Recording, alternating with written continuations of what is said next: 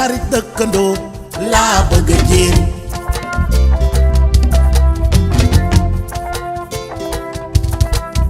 bilaay fu ma juddoo màggi fa laa bëgg a delloo njukkal ñoom yaay mag am di jàmm yéena moom lii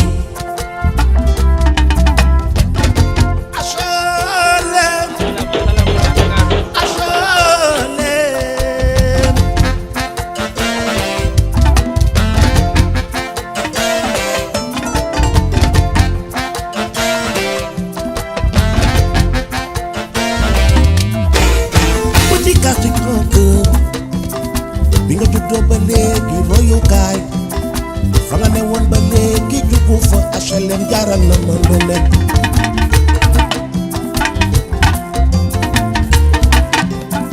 kon suma gox sumay xarit dëkkandoo laa bëgg a jéem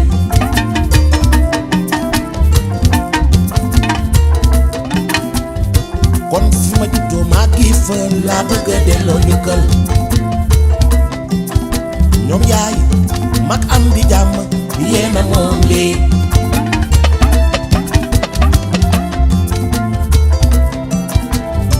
wetti gis bokku si li nga jàppoon ba mel ni bu ko bàyyi ndax jéeg na la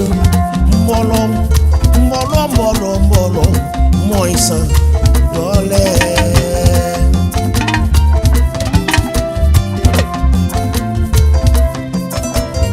petit quartier grand cœur bi nga juddoo ba léegi royukaay fa nga ne woon ba léegi jugu fa yow jaaral nga mën lu nekk. salaamaaleykum man la Abdoul Hamid président TDH Assane le maire am nañ satisfaction totale ci liggéey bi nga xamante ni dénkoon nañ ko wax dëgg yàlla dem na dox na ci garab yeeg yëpp ba tey jii moo taxoon ñu wax ni dañuy jël mairie HLM ñu boole leen ci mbir mi ndax quoi qu'on puisse dire ñoom ñooy kilifa ci kër yi ñoo ngi gërëm ñëpp di sant ñëpp surtout jeune HLM yeeg ñëpp génn nañ vraiment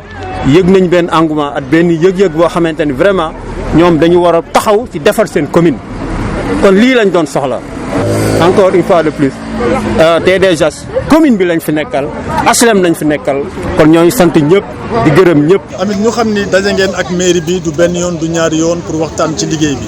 mais ñu xam ne aussi daje ngeen ak riverains yi est-ce que riverains yi ngeen waxtaanaloon pour ñu topp suivi bi ku ci nekk ñu parrainé la benn arbre boo xam ne yaa koy toppatoo est-ce que ñoom ñu ngi ci dynamique boobu ba léegi. après dañuy créer benn comité de suivi boo xamante ni ñun dinañu def benn réunion évaluer affaire yi toog ku nekk engagement bi nga xamante ni jëloon nga ko ngir yàlla nga respecté ko te yàlla tax te ñu xam ma yokkaale si xam ni mbir mi itam jaamu yàlla da ko lal saxal garab amul lu ko gën a màgg si kaw suuf ndax yéen ci saa sam waxoon na mu ne am na jëf yoo xamante ni dañuy continuer di la bindal ay tiyaaba ba sa biir bàmmeel bokk na si ñi la lan mu ne saxal garab parce que boo toogee ker bi wala mu meññ nga lekk si kon loolu ay tiyaaba la yoo xamante ni da lay fekkaat ci sa biir bàmmeel. maa ngi tudd Assane Sarr connu sous le nom de Assane Sarr le maire coordonnateur du projet corniche bi suñu yite qui consiste à planter 500 cocotiers tout le long de la corniche et je pense que ces 2 jours il y a un seul mot qui a prôné, c'est la citoyenneté et participer aussi à la réduction de la pollution dans la commune déjà mais aussi surtout dans la capitale sénégalaise. Vous n'êtes pas sans savoir que 90% des véhicules au Sénégal roulent en gasoil. Et en dehors des vertus que nous donnent les arbres nous donnent des fruits. Donc il y a double rôle que les arbres jouent. Mais le plus important aussi, c'est de préserver notre cadre de vie. Et nous nous sommes impliqués en collaboration avec la mairie, sans coloration politique ni autre, avec la complicité aussi des forces vives de la commune, que je remercie vraiment du fond du cœur pour leur participation. Donc je pense bien qu'il y aura un suivi à faire pour que ces arbres puissent pousser. Mais qu'il me soit tout d'abord aussi permis que je remercie aussi l'ID Sénégal qui m'ont donné 150 cocotiers, dont je suis membre de cette ONG. Donc ça va être encore fait dans la commune avec d'autres projets qui consistent à faire des arbres fruitiers à l'intérieur de la commune. maa ngi tudd Ibrahima Seydi premier adjoint au maire des HLM chargé de l'environnement. Depuis démb ñu ngi fii le conseil municipal puisque autour de moi il y a les élus ak le collectif des HLM dañu nekk en partenariat dans le cadre du nettoiement et de l'implantation des cocotiers sur la corniche loolu moo ñu dajal tey ñu nekk ci dernière journée bi vraiment du gërëm TDHLM seen collectif bi bon puisque c'est des jeunes vraiment à féliciter à encourager puisque ñoom ñoo am seen projet ñoo concevoir seen projet ñu ne pour ñëw ñu maire yi ñu ñëw ñu accompagner leen ci projet boobu ñu accompagner leen ci projet boobu li ñu ci gën a neex nag li gën a dal suñu xel mooy que TDHLM yàlla dimbale na ko mu def benn link ci mouvement association yi nekk ci corniche bi yëpp ñoom ñëpp ñu nekk autour de ce projet là de telle sorte que aussi loolu wane na aussi que c'est des jeunes crédibles des jeunes engagés puisque ay xale du ñu wooyee yow nga am sa mouvement am sa statut am sa programme ñu woo la ci benn un programme commun vraiment loolu ñu ngi leen ci encourager aussi population bi di leen féliciter puisque vraiment ñun ñëpp sentir nañ que dans la commune des HLM que vraiment am na benn conscience citoyenne il y a un sursaut boo xam ni ñun sentir na ko boo xam ni mooy amélioration cadre de vie et toujours dans le cadre vraiment de soutenir nos populations que ñu def ay actions de plantation d'arbres bon nous on a un link avec une agence vraiment on profite vraiment de l'occasion pour féliciter vraiment monsieur Aïdar qui a mis à notre disposition 1000 pieds de cocotiers. Féliciter aussi encourager la commune de Dakar, puisque comme vous le savez, on est en train de travailler sur une mutualisation entre la commune de Dakar et la commune des HLM dans le cadre de l'environnement. Encore une fois, au nom du maire empêché par Sadir Seck, au nom du conseil municipal, on remercie le collectif TDHLM et toute la population des HLM pour leur dire que nous avons une disponibilité, am nañ engagement pour accompagner population HLM yëpp ci seen cadre de vie ci li def mais ñun nag lii benn kii nanam benn leitmotiv nanam mooy au niveau de la commune des HLM il n'y a pas de politique on a un seul parti c'est les HLM mais nag ku génn ci commune bi nag yaay xool say activité politique nga def ko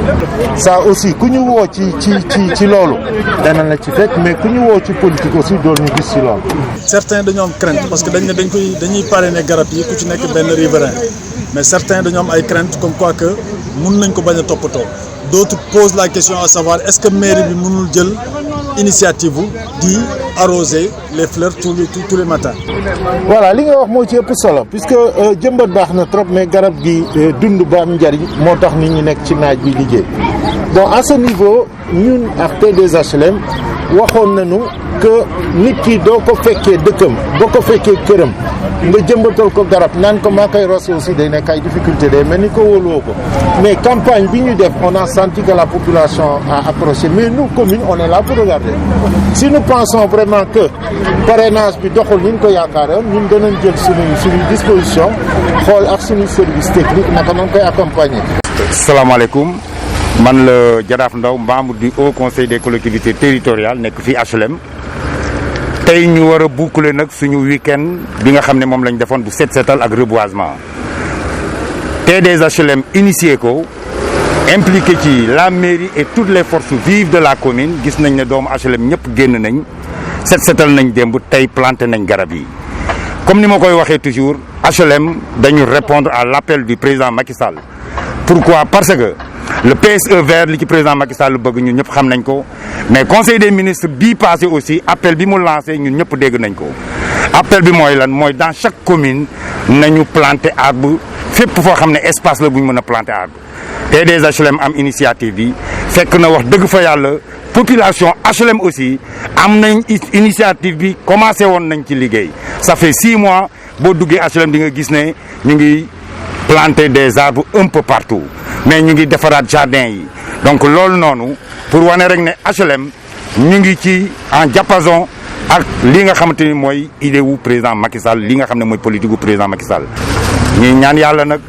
la mairie ñoom ñu def suivi bi bu baax a baax a baax ñu bañ a bàyyee riverains yi li nga xam ne mooy suivi parce que cocotier yii nii tout au long de la corniche bu mairie jëlul engagement di ko arroser ragal naa suivi bi dina xaw a sooxe. Nafissatou Wade, présidente de la commission environnement au niveau de la commune des HLM. Aujourd'hui, depuis hier, nous pouvons dire un seul slogan, c'est tous pour une commune propre et verte. Et nous remercions aussi TDHLM, toutes les autorités qui sont là, mais surtout aussi la mairie qui a pu être au-delà de tout ça, en se disant que nous avons le devoir en fait, et c'était un devoir de la mairie d'accompagner ces initiatives citoyennes-là. Nous faisons un appel au-delà de toutes ces personnes à venir nous aider pour ce que nous avons comme politique, c'est-à-dire une politique propre et verte et faire des HLM number one dans le domaine de l'environnement. Je m'appelle Abdourahmane Diaw, je suis le président du mouvement ADN, Alliance pour le développement national, qui est ici aux HLM. Alors, j'ai été invité par TDHLM, en l'occurrence mon frère Hassan Sarr, qui a une très bonne initiative. En fait, c'est mondialement aujourd'hui li lañuy def saxal ay garab et mu décidé pour saxal ay garab ci longueur corniche bi yëpp. Alors pour moi ça c'est une initiative bu nga xamanteni ça va rester dans les annales des HLM et il a été quand même épaulé par pratiquement toutes les associations qui sont ici aux HLM parce que le geste est noble et il le fait d'une manière vraiment sans calcul politique. Alors c'est ça qui a fait que mani damay déplacé wu pour ñëw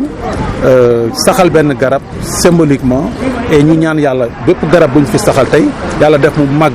ba génération yi di ñëw yépp mën ko fekk fi mu doon ay garab yo xamanteni da fay feñ ba HLM yépp mën ci contact. Bonjour, je suis Matar Magasouba, président coordonnateur PASTEF pour HLM. Donc en fait, je m'ai invité à l'initiative